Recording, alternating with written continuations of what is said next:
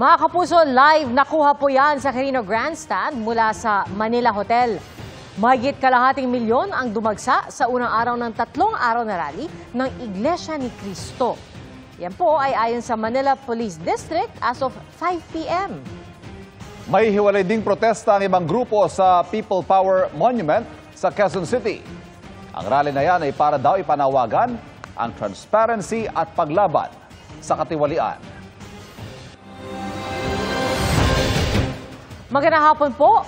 Umaraw man o umulan, hindi nagpatinag ang mga dumalo sa unang araw ng 3-day rally ng Iglesia ni Cristo. Ang kanilang panawagan, transparency for a better democracy. At nakatutok live si Joseph Moro. Joseph. Pia Ivan, wala raw hinahangad na pagbagsak ng pamahalaan ang ginagawang kilos protesta ng grupong Iglesia ni Cristo dito sa Quirino Grandstand. Yan ang agad na niliwanag ng isa sa mga ministro ng Iglesia sa pagsimula ng kanilang programa kanina. UN Avenue, TM Calaw, Katigbak Parkway, napakalayo na po ng sinabot natin. Ito ang panawagan ng mga dumalo sa unang araw ng 3 araw na Rally for Transparency for a Better Democracy ng grupong Iglesia ni Cristo sa harap ng mga anomalya sa flood control projects. Ayon sa Manila City Government ay as of 4 p.m. ay nasa 300,000 na ang bilang ng mga dumalo, bagaman ayon sa NCRPO ay nasa 1.3 hanggang 1.5 million na katao ang inaasahan nila. Inulan at inaraw na ang mga dumalo na umaga pa lamang ay nagsimula na magsadatingan dito sa Quirino Grandstand sa Maynila. Pero meron din na kagabi pa ay nandito na. May ilan na Ivan at Pia na himatay pero mabilis naman silang natugunan ng mga emergency teams. May ilang personalidad na nakita na rin tayo dito tulad nitong si Senador Dante Marcoleta at ang dating tagapagsalita ni dating Pangulong Rodrigo Duterte na si Attorney Salvador Panelo. Sa talumpati ng isa sa mga ministro ng Iglesia na si Ginoong Bienvenido Santiago Jr., ang sabi nila hindi raw nila hangad na patalsikin ang gobyerno. Ang panawagan nila ay mapanagot ang mga nasa likod ng anomalya sa prosesong naaayon sa konstitusyon.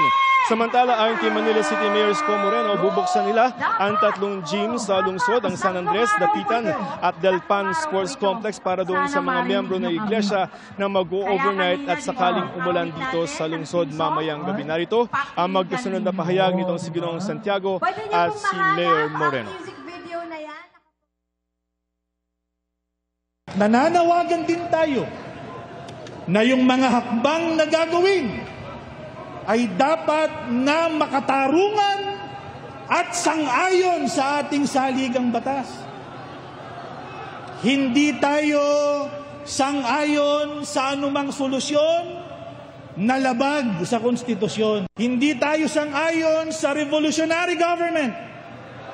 Hindi tayo sang-ayon sa kudeta. Hindi tayo sang-ayon sa snap election. Hindi natin hinahangad ang pagbagsak ng ating pamahalaan bilang institusyon. Sana maging maliwanag yan sa lahat. Ang nais natin ay ang pagbagsak ng katiwalian. For their overnight stay, if ever there will be spill somewhere, we check our San Andres Sports Complex, Del Pan Sports Complex, and the People Sports Complex. Kaysa naman na magkasakit yung kapatid nating baka makulanan mamaya. Anong ginagawa niyo pag ganun?